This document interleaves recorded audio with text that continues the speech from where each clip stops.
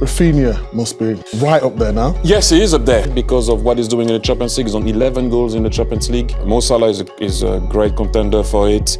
Kane, Raphinha is on a lot of goals with only one penalty. And I'm not saying that Kane shouldn't be having penalty and Mo Salah having a season in the Premier League that we will never see again. I'm saying if a guy has virtually the same amount of goals than you guys scored without penalties, it is outstanding. Because what Raphinha is doing on top of defending pressure, because when people talk about being complete, as a striker you need to know how to put pressure also. It's a lot of things that you need to do and Raphinha has it all. Just a year ago, if you told anyone that Raphinha would be outperforming Vinicius Jr, they would have laughed in your face.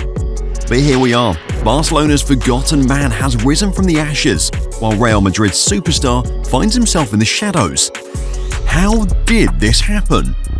Well, let's talk about that. I mean, last season, if we're being honest, Vinicius Jr was that guy. Look, when I see Vinicius Jr on the ball, I can see what they're doing, what he's doing.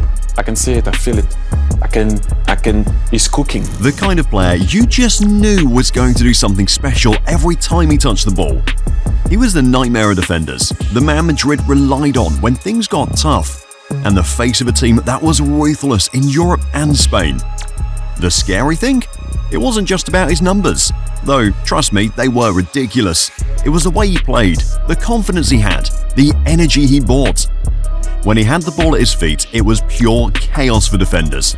It didn't matter if they were doubling up on him, throwing in late tackles, or trying to rough him up. He was inevitable. This man is special. Is he the best player in the world right now? Is he better than Kylian Mbappe right now? Well, obviously after he's just scored a hat-trick. But the fact that Kylian Mbappe is my guy, I'm loyal to my people. But what Vinicius Jr is doing, it's just staggering. What a team, what a manager, what players they've got. Peter rightly so before the game said they've not played well this season, but big games, big names, turn up in the biggest of moments. Vinicius wasn't just Madrid's best attacker, he was leading them to trophies. In La Liga, he was constantly stepping up, scoring in big games, providing assists, and running riot against defenders who had no idea how to stop him. And if we're talking about big moments, that El Clasico goal? Pure magic. He left Barcelona's defense scrambling, celebrated like he owned the stadium, and announced that Madrid was untouchable in Spain. But La Liga was just the start. The Supercopa de España was another moment where Vinicius proved he loved playing against Barcelona. That final, he was on another level. He bagged a hat-trick in a 4-1 thrashing. And if you rewatch that match, it looked like he was playing against amateurs. Jules Koundé was getting spun like a carousel. Ronald Araujo, one of the best defenders in the world, looked helpless. And by the time it was over, Madrid fans were singing Vinicius' name like he was the second coming of Cristiano Ronaldo. It was his era. Or at least, that's what we all thought. But if there was one competition where Vinicius truly became Madrid's superstar, it was the Champions League. This is where legends are made, and he delivered over and over again. Every time Madrid needed someone to step up, it was him. Against Man City in the quarterfinals, he was unplayable, causing issues for players like Akanji at the back. The first leg? 2 beautiful assists, the kind of passes that make you rewind the clip just to appreciate it. In the second leg, he didn't score, but he made Kyle Walker, one of the fastest defenders on the planet, look human, and that alone tells you how insane his level was. Then came the semi-finals against Bayern Munich, another matchup where he turned up big time. The moment Madrid fans will never forget? In the first leg, he scored 2 beautiful goals, including that late clutch penalty to draw the game 2-2. In the second leg, he shined again. After Real Madrid have tried all their best to score against Bayern, they were able to do it thanks to Vinicius, who gave a pass to Joselu to score to initiate the comeback, and that sent them to yet another Champions League final. At that point, you just know, he was built for the big stage. This was the kind of thing that Ballon d'Or winners do.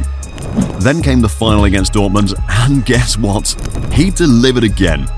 The second goal of the night, sealing Madrid's 15th Champions League title, and yet another moment where Vinicius was the difference maker. By the time the season was over, Vinicius had 25 goals and 11 assists across all competitions. That's Ballon d'Or level output. He was Madrid's best player, their go-to guy, their most unstoppable force in attack. And not only did he have the numbers, but he had the trophies to back them up. La Liga, the Supercopa, and the Champions League. This was supposed to be his time, his era, his moment. Everyone was talking about how he was next in line to dominate football, how he was finally going to be the undisputed best Brazilian in the world. But you see, football is insane, because in the next season, somehow, Raphinha has completely flipped the script and is doing much more than he did last season. But before we continue this video, please take a moment to subscribe to the channel, as this will help us grow and hit our target of 100,000 subscribers before the end of the year. Thanks a lot. Now back to the video. While Vinicius was out there tearing up defenses, winning trophies and making his case for the Ballon d'Or, Raphinha was having the kind of season that makes you wonder if football is even for you. If Vinicius was the king of last season, Raphinha was, well, let's just say Barcelona fans were begging the club to sell him. And honestly, they had every reason to. Raphinha had a rough season. You know when a player is so underwhelming that even when they put up decent numbers, it still doesn't feel good enough. That was him. 10 goals and 13 assists in 37 games isn't bad at all. But compared to what Vinicius was doing at Madrid, it looked like he was playing a completely different sport. And it wasn't just the numbers, it was the fact that every time Barcelona played, you could feel the frustration from the fans. He wasn't decisive, he wasn't consistent, and worst of all, he just didn't look like the kind of player that could take Barca to the next level. It got so bad that Xavi started treating him like a 60-minute player. You know the ones, the guys who play for an hour, run out of ideas, and then get yanked off before they can do any real damage. Raphinha was getting hooked game after game, and you could see it in his body language. He knew he wasn't playing well, he knew the fans weren't convinced. He knew that every single time he misplaced a pass or took a bad shot, Twitter was going to be flooded with "sell him immediately" tweets. And trust me, Barca fans wanted him gone. At the end of the season, there were serious talks about offloading him. The club was looking at other options, and one name that kept popping up was Nico Williams. The Athletic Club winger was seen as the perfect replacement. Young, fast, exciting, and more dynamic than Raphinha. If Barcelona had the money, Raphinha would have probably been packing his bags already. But this is Barcelona we're talking about. The club could barely afford new signings because of their financial struggles. And that right there is the only reason Raphinha is still a Barcelona player. And that's what makes this season so wild. Fast forward a few months and somehow Raphinha has turned into an absolute monster. This season? Oh man, Raphinha isn't just proving people wrong, he's making them look foolish. He's playing like a man possessed, like he spent the entire summer reading every single tweet about how Barcelona should have sold him and decided, alright, watch this. Because what he's doing right now, it's ridiculous. Let's talk numbers first, just to get it out of the way. 27 goals and 21 assists this season. 27! That's not just a bounce-back season, a world-class superstar put me in the Ballon d'Or conversation type of season. And it's not just the stats that make it impressive, it's how he's doing it. The confidence, the swagger, the way he's owning games. The guy who used to be subbed off after 60 minutes, he's now the player Barcelona can't afford to take off. The guy fans wanted him to be sold, now they're begging the club to extend his contract. It's like he's flipped a switch and suddenly he's unplayable. The crazy thing is that he's not just scoring goals, he's scoring important goals, the ones that define seasons, the ones that make you sit up and go, yeah, this guy is him. Big Champions League nights, he's delivering. I mean, he scored against Benfica when the team was one man down. He also helped in tough La Liga games where Barca needed someone to step up, like the game against Atletico, where he provided 2 assists to initiate a 4-2 comeback. I mean, he's there. Every time they've needed a moment of brilliance, Raphinha has provided it. His dribbling looks sharper, his finishing is lethal, and his decision-making way better than before. It's like he's unlocked a whole new version of himself. So what changed? How does a player go from being a borderline flop to looking like a Ballon d'Or contender? The answer? Hansi Flick. Because let's be real, if Barca had stuck with Xavi, we're probably not having this conversation. Flick didn't just keep Raphinha in the squad, he believed in him. He gave him confidence, a system that worked, and most importantly, let him play his game.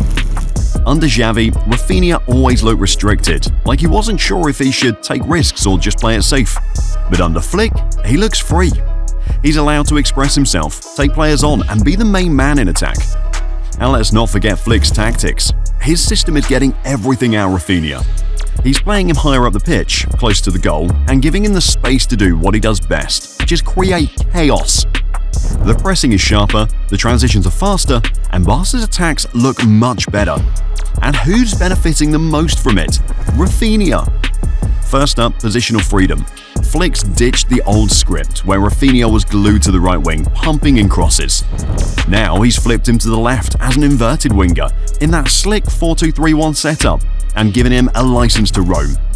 He's not wide anymore, he's moving inside, linking with Lewandowski and crashing the box like a second striker. After 22 La Liga games, Barca's rocking the highest possession in the league at 66.5%, and Raphinha's thriving in those tight spaces. Flick's build-up with Kabasi and Martinez, who've racked up over 3,000 passes combined, sets the stage, while Pedri and Casado ping it forward. Raphinha? He's turning those passes into goals, inverting between the lines and connecting with Dani Olmo and Fermin Lopez. That's Flick's fluid, vertical style at work. Second, pressing like a madman. Flick's turned Barcelona into a high-pressing machine. They've got the second lowest PPDA in La Liga at 7.67, and Raphinha's the tip of the spear. He's logged 45 tackles from advanced positions this season, basically a midfielder's stat line for a winger. Flick's all about winning the ball high, and Raphinha's work rate is perfect for it. That's straight out Flick's playbook. Aggressive, relentless, and lethal. He's not just scoring, he's starting attacks from nothing. And here's the big one. Flick's feeding Raphinha premium chances. The stats back it up. Barca's played the most key passes and final third entries with 1,574 in La Liga after 27 games, and Raphinha's the top dog with 75 key passes, numero uno in the team. Flick's got him drifting inside from the left, sliding balls to Lewandowski as he peels off defenders or whipping in crosses, 90 of them, 5th in the league. But it's not just playmaking. Flick's fast transitions and box overloading means Raphinha's arriving late, cashing in on Lewandowski flick-ons or cutbacks from Yamal. His XG per shot spiked this season from last season. That's elite finisher territory. Flick's penetration game, 218 through balls, nearly 100 more than anyone else, puts Raphinha in behind and he's eating it up. Flick's taken a guy who was good and made him a superstar. Positional freedom, insane pressing, and a system built for him to score. That's how Raphinha's outshining everyone, even Vinicius Jr. Just look at that 5-2 thrashing of Real Madrid in the Super Cup. Raphinha was everywhere. Just as everything is going well with Raphinha, a slightly worse thing is happening to Vinicius. Because, let's be honest, if this were any other season, we'd be raving about him non-stop. I mean, 18 goals and 11 assists, that's world class. But somehow he feels like he's not getting the same level as before. And we all know why. Kylian Mbappe. Now don't get me wrong, Vinicius is still cooking. He's still that guy. The pace, the dribbling, the ability to turn defenders inside out, he's still doing all that. But here's the thing, last season he was the superstar at Madrid, the face of the attack, the player they relied on when they needed something special. Now, well, let's just say he's got a new co-star, and not just any co-star, one of the biggest names in football. With Mbappe arriving, the entire dynamic of Real Madrid has shifted. Before, everything ran through Vinicius. If Madrid needed a goal, they looked for him. If they needed a spark, he proved it. But now, Mbappe is the guy. The media, the fans, even Madrid's tactical setup, it's all adjusting to accommodate him. And as a result, Vinicius, despite playing at an elite level, suddenly feels secondary. And look, this isn't about Vinicius not performing. He's still delivering, still scoring, still making defenders look silly. But there's a difference between being the main man and one of the stars. And let's be real, Mbappe isn't just any teammate. We're talking about a player who's been built up as the next Ballon d'Or winner, the heir to Messi and Ronaldo's throne. And, oh yeah, a guy who's been flirting with Real Madrid for years. So naturally, now that he's here, everything revolves around him.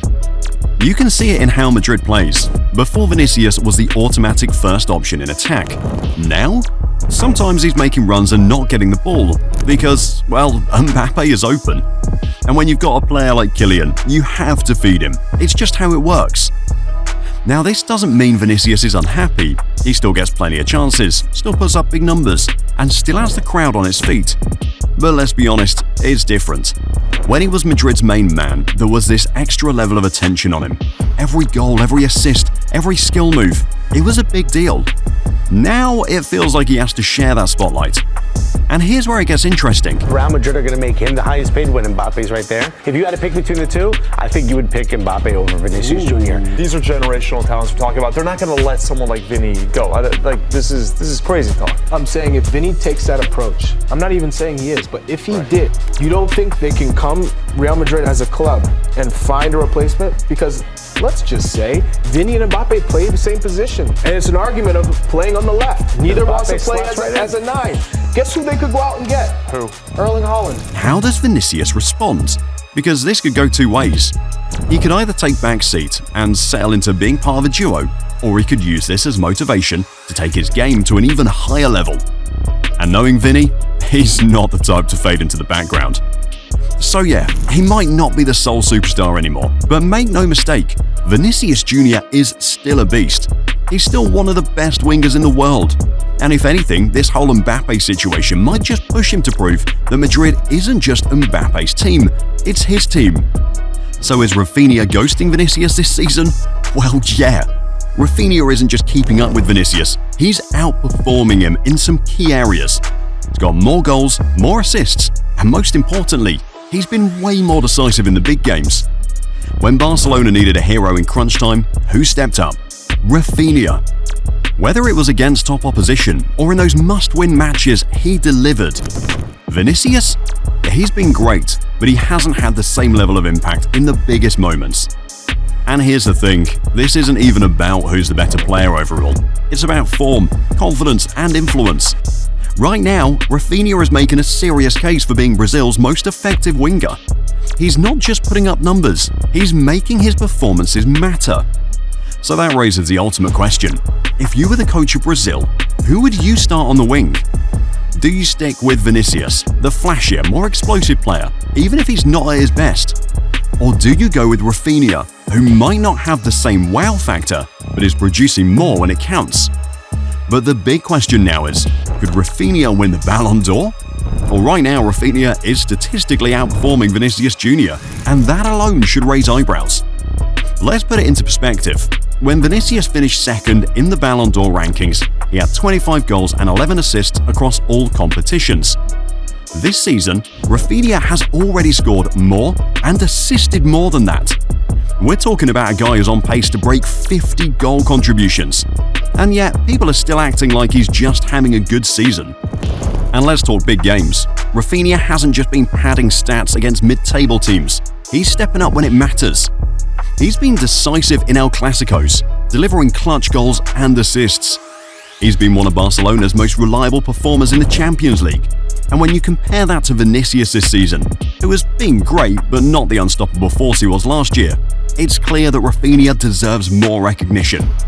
Now, does all of this mean he will win the Ballon d'Or? Well, not necessarily. The award is political, and unless he wins major trophies with Barcelona, it's going to be tough. But if he keeps this form up, win the La Liga, goes deep in the Champions League and maybe win it, suddenly we're not just talking about a dark horse candidate. So here's the real question. If Vinicius was ranked number 2 in world football with slightly worse numbers, why shouldn't Raphinha be the winner this year? If you're voting for the best player in the world based on performance, not just name value, then Raphinha's case is very real. At this point, it's not even a debate. Raphinha should win the Ballon d'Or. The numbers back it up, the performances back it up, and the impact he's had this season is undeniable. He's outperformed Vinicius Jr in goals and assists. He's been the driving force for Barcelona, and in the biggest moments, he's delivered. What more does he need to prove? If football is truly about rewarding the best player in a season, then Raphinha's name should already be on that trophy. And let's be honest, if any other player was putting up these numbers while leading a club as big as Barcelona, the hype would be insane. So the real question isn't if he deserves it. The real question is, will they give it to him? Well, let me know in the comments, and don't forget to subscribe to the channel and check out our latest video on how Pedri is changing the game at Barcelona after being rejected by Real Madrid.